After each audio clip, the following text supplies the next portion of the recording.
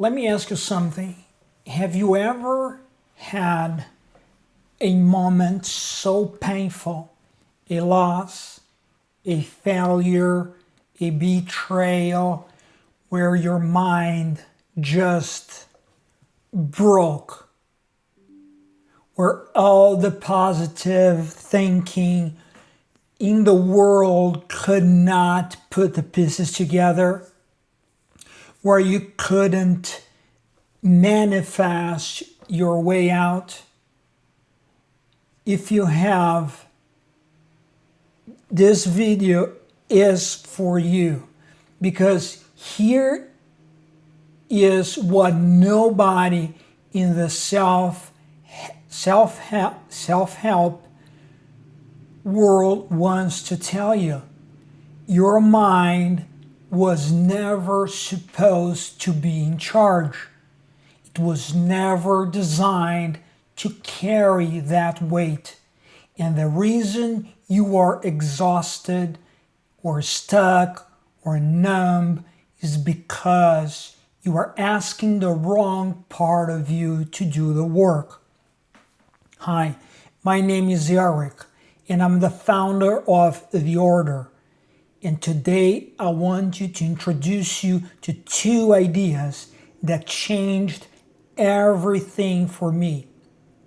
The first is that you have an enemy, a real one, and you probably can't see it. The second, in that the deepest part of you, your soul, already knows the way out.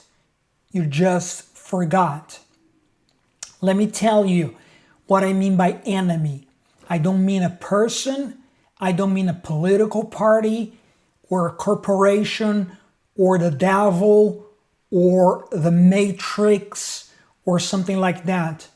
I mean something much harder to fight, because it lives inside of you and wears your face. Every wisdom, tradition, every tradition in history, every single one has identified the same thing. Buddhism calls it avidya, which is ignorance. Not that I didn't know it or I don't know this. This kind were actively misperceive reality. You think you're seeing clearly, but you're not. So the desert fathers of Christianity called acedia the noonday demon, not laziness, something worse. It's like the spiritual numbness that makes you tired to care about the things that matter most. And here's the twist. It can look like being incredible busy, running on the hamster wheel, feeling every second you never have to sit still and face what's real.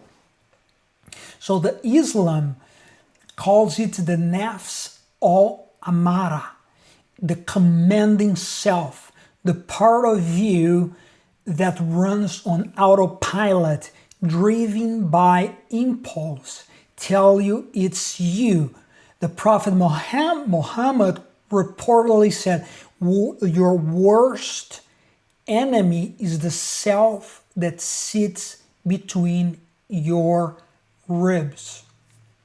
So Kierkegaard, the Danish philosopher, nailed it from a different angle. He said the most dangerous form of despair is the one you don't know you have, the one where you succeed by every external measure, career, house, family, and you are dying inside and you don't even know it. Here's what makes this enemy so dangerous. It builds a false version of you and then convinces you that who you really are. So think of it, Thomas Merton, the Trappist monk, put it this way. We are each shadowed by an illusory person, a false self made of desires, fears, and performances. And we spend our whole life serving this illusion, protecting it, feeding it, while the real person underneath suffocates. Now, here's the thing. This inner enemy doesn't work alone. It has help. Our entire culture is set up, not on purpose, not a conspiracy, but the entire structure of our culture to keep you at sleep, using distraction. Your phone gives you a dopamine to hit you every second. You cannot sit in silence for 5 minutes. Think of it. And silence is exactly where the soul its work. Second, consumerism. You can buy a meditation app, a manifestation course, a healing crystal box, or subscription box. You can purchase spiritual products without ever doing the spiritual work. Third, the manifesting movement. And this is a big one. So let me be direct. The law of attraction says, change your thoughts and what? Change your reality. Think positive, and positive things what? Will come to you. And I understand the appeal. I really do. I've been there, okay? Especially when you are hurting and someone tells you there is what? A shortcut. But let me ask you one thing. Can you manifest your way through grief? Can you affirm away the death of someone you love? Can you vision board your way through a cancer diagnosis? If you are over 40, think of that. If you're less than, maybe if you're under 40, maybe, I don't know, but if you're over 40, if you have lived enough life to know that some things break and don't get fixed, you already know the answer. You know that. If you're under 40, you understand what I'm trying to say. Also, the research backs this up. NYU psychologist Gabriel Oettingen spent 20 years studying positive fantasies and found they actually reduce motivation. The dreaming feels so good that it replaces the doing. And a study out of the University of Waterloo found that positive self-affirmations make people with low self-esteem feel worse, not better. The manifesting movement made the mind into what? A god. And that god has failed you. So if the mind can't save you, what can? Every tradition I have studied, and I have studied a lot. I have studied a lot of them, points to the same answer.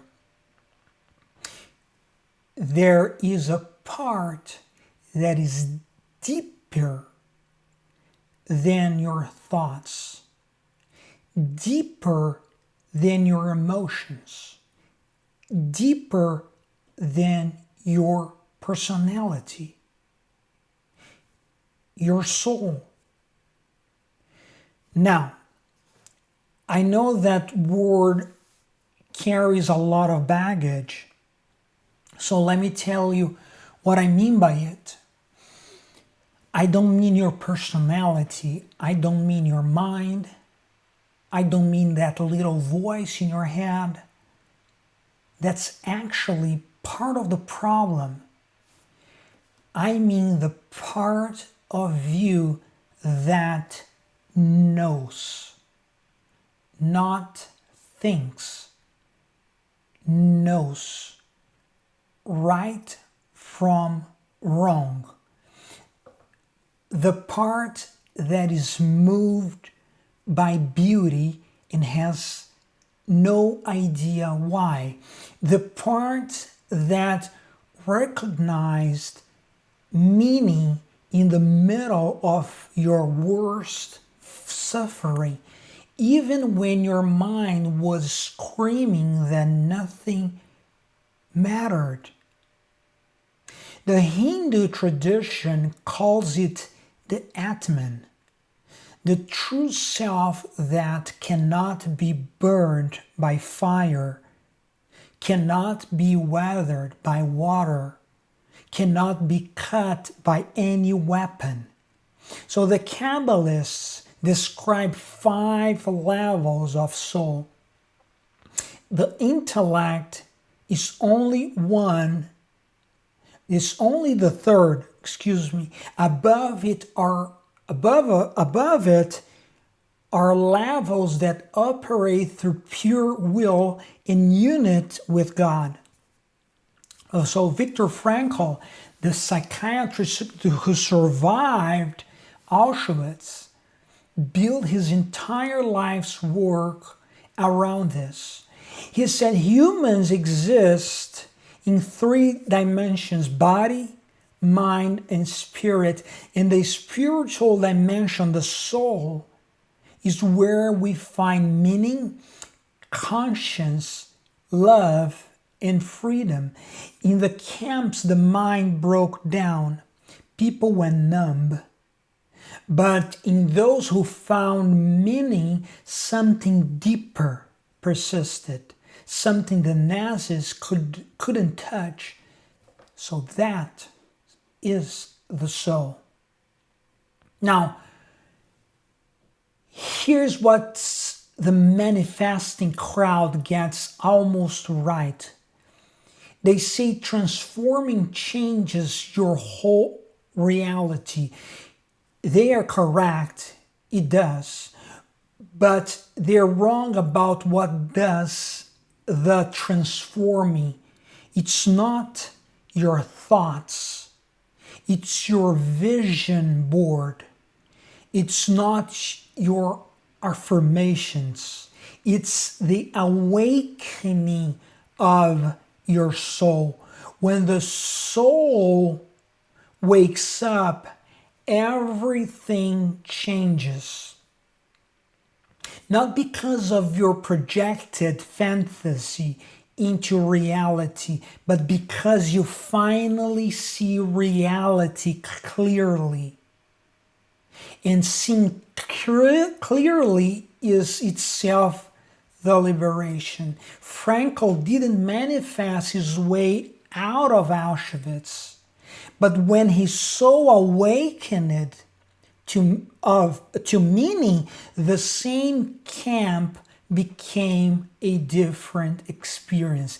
The circumstances didn't change, he changed, and that changed everything. That's the difference. The manifesting path says, desire first, reality follows. We say, the order say, Truth first, transformation follows. Yes, you can get pretty much everything in life, but the truth must come first, and that the transformation is gonna follow. You don't get to skip the hard part. You don't get to skip the grief. It's impossible. Or the honest self-explanation, or what St. John of the Cross called the dark night of the soul. But when you come through it, and you can, and people have been doing it for thousands of years, the change is real and it lasts. Because it's not built on fantasy. It's built on what's true. We have a parable in this order. It's about a child learning to climb stairs. So he pulls himself up the first step. Then he goes the second, the third, and then he looks back, and the height terrifies him. He is stuck. He will carry his will carried him here to the third step. But now his fear has caught up. He doesn't need to be carried down. That teaches him he's too weak for the world. He doesn't need to be left alone with encouragement shouted from below. That's cruelty dressed as a philosophy. He needs a hand on the stairs, someone who climbs to where he is, not the bottom, not the top, but exact step where he's stuck, and walks him until he's strong enough to climb alone. That's what the order is. That's what this order is. We are not the stairs. The stairs are life. Its difficulty, its beauty, is unforgiving demand that you either climb or stay where you are. We are not the destination. What's at the top is different for every soul. We're the hand. So if you are tired of being told to think positive while your life falls apart, if you're tired of the affirmations and the vision boards and the manifesting courses and the videos on YouTube on how to manifest things into your life, and nothing happens, and you're still stuck, if something new, something deeper than your thoughts is telling you there has to be more, there is. You don't need a better mindset. You need to wake up and be a part of you that was there before the mindset, a part that doesn't break. Your soul already knows the way. You just need someone to walk with you. Walk the path with you while you remember. If you want to learn more, the link is below. We're building something real for people that are real, for people that knows the struggle, understands the difficulties of life, who are done with shortcuts and manifesting with real results. This order is not the absence of tension, is its mastery. Thanks for watching.